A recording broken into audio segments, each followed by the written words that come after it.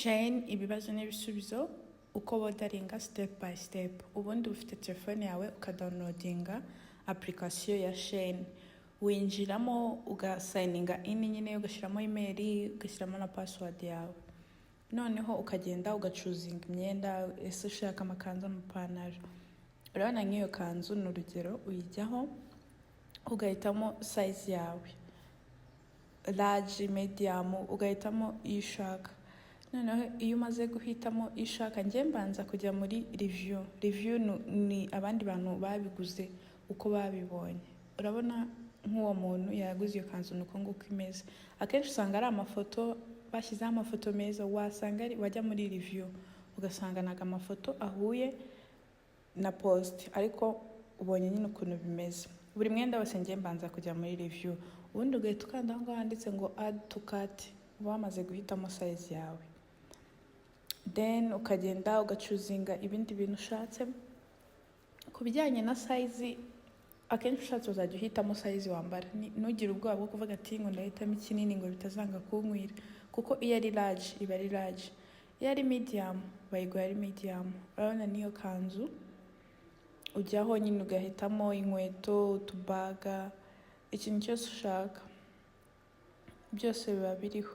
Uragenda ukandikamo ikintu cyose utekereje, niba ushaka se ikanzu imeze gute, niba ushaka ikintu nyine cyose kimeze gute uracyandikamo. Udukabutura, utubaga, imitako, amashanete, amaherena, byose ariko ukibuka kujya muri review ukareba uko abandi bantu babiguze basanze bimeze. Okay. Ukareba ukatujya muri review y'iyo kabutura, urabona ukuntu hari akafoto yari imeze, nuko nguko umuntu wayiguze yasanze imeze. Ubwo ngubwo ugahita ukanda aho ngaho hari add to cart waba wayishimye. Noneho reka dusubire inyuma, ugakomeza ugasacinga n'ibindi byose ushaka. Ubundi reka dusubire inyuma noneho ukajya muri cart yawe. Noneho hari utuntu tw'aho twitwa ngo coupons, ni nka promotion baba bari gutanga. Urashyiraho ngo apply ukadukoresha nyine kugira ngo ibiciro bigabanuke. Iyo umaze kudukoresha amafaranga nyine tubona yuko yagabanutse, icyo gihe uba waramaze gushyiraho location aho bazabikuzanira, ukabona amafaranga yawe, ukongera ugacekinga. Ari igihe uba wakanze kabiri nko ku kintu bikaba byaza nk'inshuro ebyiri, urumva amafaranga ahita yiyongera. Aha ngaha rero niho ucekingira ukagenda ureba ko umubare ari rimwe. Ikindi ni byiza kuri order yawe kujya kuri description ukareba, kuko hari igihe usanga wenda nko kuri post hariho wenda agapira n'akajipo ukagira ngo byose bizazana.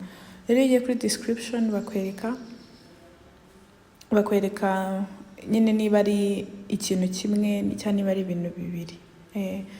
Windi nyine urakomeza ukodaringa. Ubwo iyo ushaka gukora order ukanda aho ngaho kuri place order. Njye nakubera ntashakaga kodaringa nyine mpise nsubira inyuma. Sasa rero iyo bamaze kodaringa ari aho ngaho handitse preparing niho bitangirira. Iyo bamaze kubipreparinga biba shipped. Impamvu muri kubona hose njye habaye green nuko ibyo bintu order yanjye yamaze kongera, ariko ubundi aha iyo bitarakugeraho nyine biba bitewe na process biriho niko biba bimeze. So kambereke details kuno biba bimeze. Bitangirira aho hasi. Urabona 29 October nibwo njye nadarinze. Rero uko iminsi igenda ishira niko bagenda bakwereka aho order yawe igeze.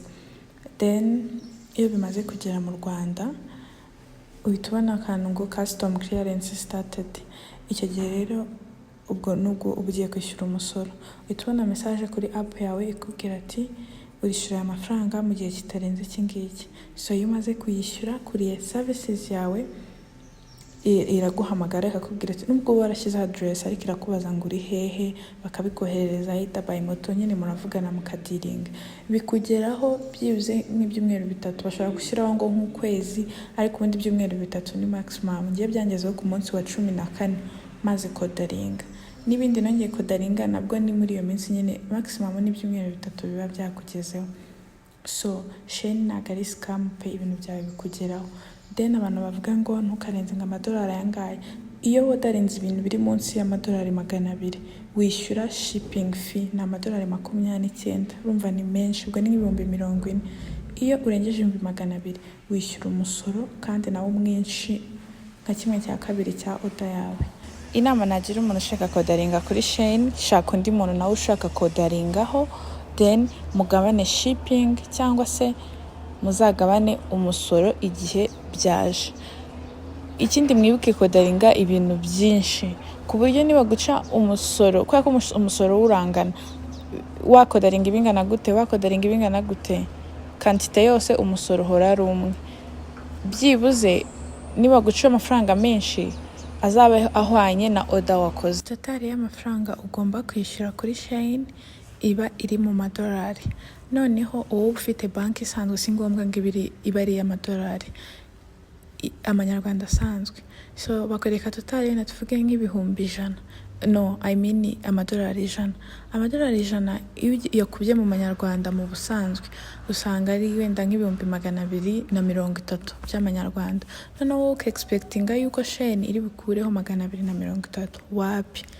Umva, ari nk'igihe ufiteho, ari nk'igihe nyine ubutekereza ko bari butwaye nka 230 ukabona batwaye nka 250.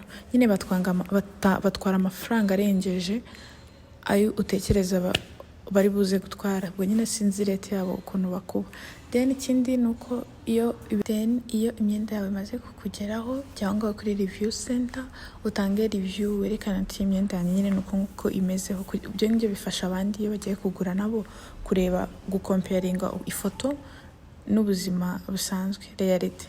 So icyo gihe nawe baguha amanota. Urabona nk'aho njye ibyo ngibyo ntabwo ndabireviewing, ariko urabona nimba reviewing bazama ayo points iyo ngiye kodaringa ku yindi order bayavunjamo amafaranga bikagabanya toto y'amafaranga yanjye. So guys, thank you for watching.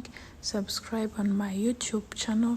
Nitwa Deborah 55. Deborah ni ta na ha na i, BOR na A.